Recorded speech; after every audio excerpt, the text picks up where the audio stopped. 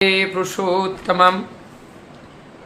आज हम लोग जानेंगे कुछ छोटे छोटे विषय के ऊपर, जैसे मनुष्य जब इस पंच तत्व में विलीन हो जाते हैं तो हम लोग का एक परंपरा है, जो कर्मकांड है, श्राद्ध किया जाता है। ठाकुर जी से प्रश्न पूछा गया, क्या व्यक्ति मरने के बाद उनका श्राद्ध करने का प्रयोजन है या नहीं है। अब ठाकुर जी का क्या जवाब है वो देखते हैं। परमदयाल जी ठाकुर कहते हैं जो प्राण त्याग देते हैं उससे पहले यदि वो बता के जाते हैं कि मेरा श्राद्ध नहीं करना है, करने की ज़रूरत नहीं है, तो आप ना करना चाहे ना कर सकते हैं। लेकिन जो हमारे कर्मकांड के हिसाब से परंपरा के अनुसार हम लोग ये करते चले आते हैं। एक्चुअली ये जो श्राद्ध है एक तरीके का श्रद्धा, मतलब respect to our parents, to our elders, that means the past person, जो हमारे बड़े हैं, गुजर चुके हैं, उनके सम्मान के लिए, श्रद्धा के लिए, उनको यादगार के लिए, ये सारी चीज़ें करने से हमारे अंदर एक रिस्पेक्टेबल जो एटमॉस्फेयर है हमारे अंदर क्रिएट होते हैं, और ये भी एक मानवीय गुण होता है। नहीं तो श्राद्ध करना ना करना, करने से कुछ होता है, ना करने से कुछ होता है। हाँ, मन के भाव का एक परिवर्तन जरूर होता है, और उस परिवर्तन के लिए ही ये किया जाता है। आज एक प्रश्न आया कि इसमें ब्रह्मा, विष्णु, महेश्वर, ये तीनों क्या अलग अलग हैं या एक हैं। इसके बारे में, ये तीनों एक ही है, इसके बारे में बहुत सारे सिद्धांत हैं, बहुत सारे विचार हैं, लेकिन हम इसका समाधान कहाँ हमें मिलेगा। हम लोग जब गुरु वंदना करते हैं तो हम बताते हैं गुरु ब्रह्मा, गुरु विष्णु, गुरुदेव महेश्वर। जो हमारे गुरु हैं वो ब्रह्म भी हैं, विष्णु भी हैं और महेश्वर भी हैं। आप एक देखो, जो ब्रह्म जो विस्तार प्राप्त पा लेते हैं, तो जिस ब्रह्म की हम बात करते हैं वो बीजाकार में है, ठीक है। और उस ब्रह्म विष्णु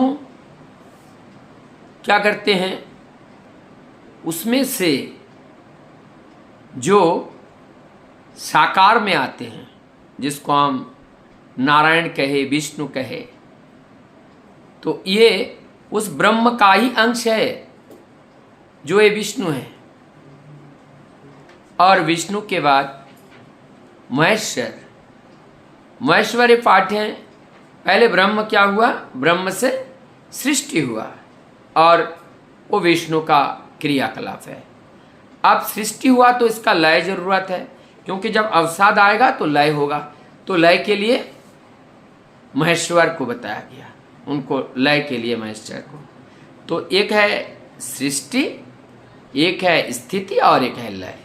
ये तीन स्टेज आते हैं। हम जन्म लिए हैं, और जन्म के बाद हमारे अंदर वो विष्णु तत्व यानी पालन, और उसके बाद फिर इसका समाप्ति। तो जन्म कर जन्म लेना, पालन करना, और फिर समाप्ति, एक साइकिल चलती है। तो ये ब्रह्म, विष्णु, महेश्वर अर्थात हमारी इस एक ही देह में, गुरु में ही ये तीनों गुण हैं। और इस तीनों गुण को जब हम सही से समझ पाते हैं तो यहाँ की ये जो झंझट है ये एकदम खत्म हो जाती है। अलग अलग ऐसे ब्रह्म अलग है, विष्णु अलग है, शिव अलग है, ये सब तत्व है, और अलग अलग ये नर रूप में कोई धरती पर नहीं आए हैं, उसको ऐसे मान लिया जाता है। और हमारे मुनि ऋषियों ने उनके सम्मान के लिए और ऐसी भावना हमारे अंदर जनरेट हो जिससे हमारी उनके प्रति एक श्रद्धा हो, और एक तरह से सिस्टम हमारे मस्तिष्क में एक सीक्वेंस, एक इकोसिस्टम बन जाए, ताकि हम पतन की ओर ना जाएं। तो इस तरह से ये ब्रह्मा विष्णु महेश्वर अवतार आदि की जो बात होते हैं, इसमें अवतारित होते हैं। तो जैसे हमने भगवान श्री कृष्ण गीता में जो बताए हैं कि जब धर्म की ग्लानि होती है और उस धर्म की स्थापना करने के लिए वो आविर्भाव होते हैं, और धर्म संस्थापना अर्थात संभवामि युगे युगे, वो युग युग में आते हैं इस धर्म की स्थापना करने के लिए। तो इसका मतलब परमदयाल श्री ठाकुर अब जो हैं वो जो सुव्यवस्थित रूप से उसको व्यवस्थित करने के लिए इस धराधाम पर उनका आगमन हुआ है। और उनकी ये आगमन बेला पर उनको जब हम समझ नहीं पाते हैं, उनको हम नकारते हैं, तो हमारे जीवन में दुख ही दुख आती हैं। क्योंकि वर्तमान जो प्रोफेट होते हैं, शास्त्र में भी कहा गया कि पूर्वतन को समेट करके उस वर्तमान के अंदर निहित रहता है। जब तक हम वर्तमान को नहीं समझ पाते हैं तो कभी भी हम पूर्वतन को नहीं समझ पाते हैं। हाँ, साधन पद्धति में एक परिवर्तन समय के अनुसार आता है, और वो परिवर्तन सत्संग जगत में देखने को मिलता है। क्यों आज इन्होंने इष्टभीति का रूप दिया, क्यों आज पंच महायज्ञ क्यों नहीं किया, देव यज्ञ, ऋषि यज्ञ और पितृयज्ञ और निर्यज्ञ और भूत यज्ञ क्यों नहीं किए? इस बात को जरा सोचिए। अगर इस 5 यज्ञ हम करने जाएं तो उतना समय हमारे पास कहाँ है। परमदयाल जैसे इंद्र करते थे, निकुंभिला यज्ञ करते थे, उस तरह से आज हमें निकुंभिला से भी बड़ा यज्ञ परमदयाल जी ठाकुर जी ने आज हमारे जगतवासियों को दिए हैं। वो है इष्टभीति महायज्ञ के रूप में। अगर हम इष्टभीति करते हैं, इष्टभीति प्राण होकर चलते हैं, हमारा जीवन में एक अमूलतूल परिवर्तन आता है। और वो परिवर्तन एक नहीं, 1000 नहीं, लाख नहीं, करोड़ों लोगों के जीवन में वो देखा गया है, और वो लीला निरंतर चल रहा है। इसलिए कहते हैं पुरुषोत्तम का जो कृत आचरण है, वो अगर प्रभु स्वयं ना समझाएं तो ये समझने का साहस किसी का नहीं होता है। क्योंकि वो अगर कहे, हाथ ऊंचा करे, तो हम सोचते हैं कि हम अपनी बुद्धि से सोचते हैं शायद वो मारने के लिए कह रहे हैं, लेकिन हाथ उनका ऊंचा है ऊपर की ओर, वो कह रहे हैं कि ईश्वर एक है। लेकिन हम मूर्ख हैं, हम सोच रहे हैं कि वो हाथ ऊंचा करके हमें मारना चाह रहे हैं। इस तरह की हमारी विचारधारा है कि जैसे हमारी ज्ञान है, बुद्धि है, विवेक है, उसी हिसाब से हम अपने अंदर के जो अंधकार है उसको दूर कर पाते हैं, और फिर वह अंधकार घेर लेते हैं। अब एक बात करते हैं ठाकुर जी की भाववाणी की। ठाकुर जी का 71 दिन की भाववाणी हमारे लोगों के पास है। ये भाववाणी के बारे में हम लोगों को समझना पड़ेगा। जिस समय ठाकुर जी भावमय हो जाते थे, किसी महापुरुष किसी की बातें जब चलती थी, उस बात को सुन करके वो बाहगन सुन्न हो जाता था, और उनकी जो हार्ट है उसका स्पंदन समाप्त हो जाता था, शरीर की टेम्परेचर समाप्त होती थी, पल्स रेट भी समाप्त हो जाता था। डॉक्टर बुलाया जाता था, डॉक्टर उनकी जो नॉर्म्स है डॉक्टरों का, उस हिसाब से वो डेथ है, फिजियोलॉजिकल डेथ कहा जाता था। अब जब फिजियोलॉजिकल डेथ है और सब जगह ढूंढते हैं ठाकुर जी को कैसे बचाया जाए, लोग शुरू में तो बहुत रोए, बहुत बिलखे।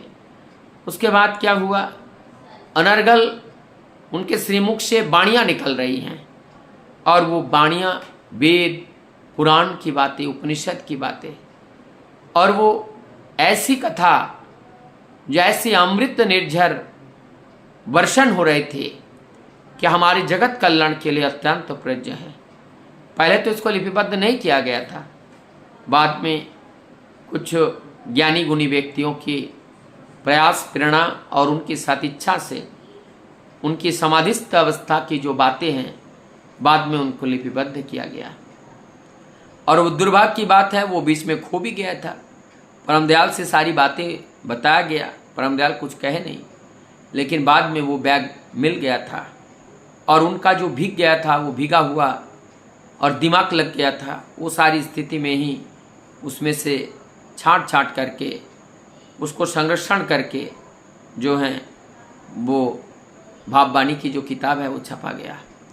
उनका ओरिजिनल राइटिंग भी छपा गया है और जिसमें दिमाग लगा था वो भी स्पष्ट दिखाई दे रहा है और ये धरोहर आज हम लोगों के पास हैं। तो चक्रतीर्थ में कीर्तन के लिए उन्होंने सुने। गौरांग महाप्रभु यहाँ से जब नीलाचल जा रहे थे सन्यास लेकर के, तो इसे रास्ते से होते हुए गए थे, यहाँ वो कीर्तन किए थे, यहाँ ठहरे थे। इस बात जब भक्त लोगों ने कहा, ठाकुर जी भावमय हो गए और वो गौरांग महाप्रभु के जो भाव है उस भाव में गौरांग महाप्रभु की तरह हो गए। गौरांग महाप्रभु के जो भक्त थे उन भक्त ने तो गदगद हो उठे, वैसा ही भंगिमा, वैसा ही दृश्य और वैसा ही उनका कीर्तन। और उसके बाद में समाधि होता है और समाधि में विश्व कल्याण के लिए भाववाणी उनके श्रीमुख से निकलता है। इम्पॉर्टेंट बात यह है कि ये भाववाणी अंतिम भाववाणी के रूप में और ये हमारी दक्षिण 24 परगना के चक्रतीर्थ जहाँ जयनगर मंजिलपुर, यहाँ पर ठाकुर जी विराज दादा के घर गए थे, वहाँ जाके समाधिस्थ होकर के उनके श्रीमुख से भाववाणी निर्गत हुआ था। ऐसे अनेकों सुमधुर घटना से ठाकुर जी का ये दिव्य जीवन भरा हुआ है। जितना हम रस पान करना चाहे पान कर सकते हैं, लेकिन ज़रूरत है विश्वास की, क्योंकि बिना विश्वास के हमारे अंदर भक्ति उत्पन्न नहीं होते हैं और बिना भक्ति का प्रेम नहीं होता है। इसलिए कहा जाता है संजात संजात श्रद्धा, श्रद्धा है दृष्टि शुद्धता। और जब दृष्टि शुद्ध हो जाती हैं, श्रद्धा में दृष्टि शुद्ध हो जाती हैं, तब आते हैं हमारे अंदर विश्वास। और विश्वास से आते निर्विचारता, उससे निर्विचारता आती हैं और निर्विचारता से आती हैं प्रेम और प्रेमस्य च आत्मसमर्पणम, और प्रेम से हमारे अंदर आत्मसमर्पण आता है। और यही आत्मसमर्पण ही जीवन का मूल उद्देश्य है। जिस दिन हम प्रभु के चरण में अपने आप को नौचवर कर पाते हैं, वही हमारे जीवन की सार्थकता है। आइए परम दयाल का ये जो जन्म माह चल रहा है, भादो माह, हमने अभी अभी ठाकुर जी का जन्म तिथि हमारे देवघर में उद्यापन हुआ और उसके आनंद उपभोग हम लोग अपने आप घर घर में भी ताल नवमी के रूप में उसे मनाए हैं। अब भादो का 30 महीने का जो भादो आ रहा है, ये जो हम लोगों का 16 सितंबर पड़ रहा है, तो 16 सितंबर में ठाकुर जी का जो 30 भादो अर्थात जो दिन है, आविर्भाव जो दिवस है, उस दिवस को हम मंदिर में, मंदिर प्रतिष्ठान में, केंद्र मंदिर में एवं हर जगह जगह जगह पर जो भक्त अनुयायी हैं वो लोग सब एकत्रित होकर के बड़े बड़े आकार में सब सत्संग करेंगे, आनंद करेंगे। प्रभु का आगमन पर जो आगमन पर वहाँ पर धूप जलाए जाए, दिया जलाया जाए और उसके बाद रोशनी किया जाए। इस तरह से आलोक सज्जा भी हम लोग करते हैं। तो ठाकुर जी को लेकर जितने हम आनंद में डूब पाए, जितना भाव विभोर हो पाए, उतने उनके प्रति हमारा श्रद्धा जगता है। और वो श्रद्धा हमें क्या करती हैं, वो जो भक्ति और वो अनुराग जो है, उस अनुराग से हमारे वृत्ति प्रवृत्ति को नियंत्रण करता है। और वृत्ति प्रवृत्ति के नियंत्रण किए बिना हम धर्म के मार्ग पर एक कदम भी आगे नहीं बढ़ सकते हैं।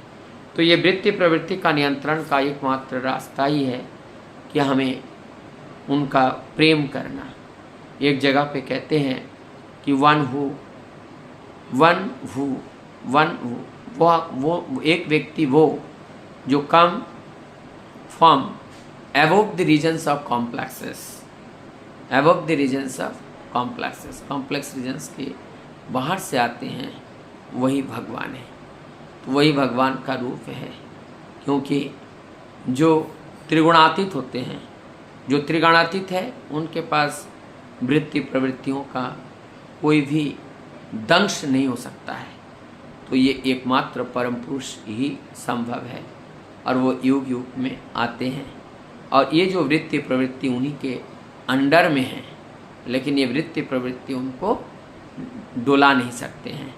तो ऐसे जो वृत्ति प्रवृत्ति के परे हैं, ऐसे महान जो महामानव है या जो ऋषि हैं और जो पुरुषों में श्रेष्ठ पुरुषोत्तम हैं, जब जीवन में हम गुरु रूप में वर्ण करते हैं, निश्चित रूप से हमारी जीवन का दुख उस दिन से दूर हो जाता है।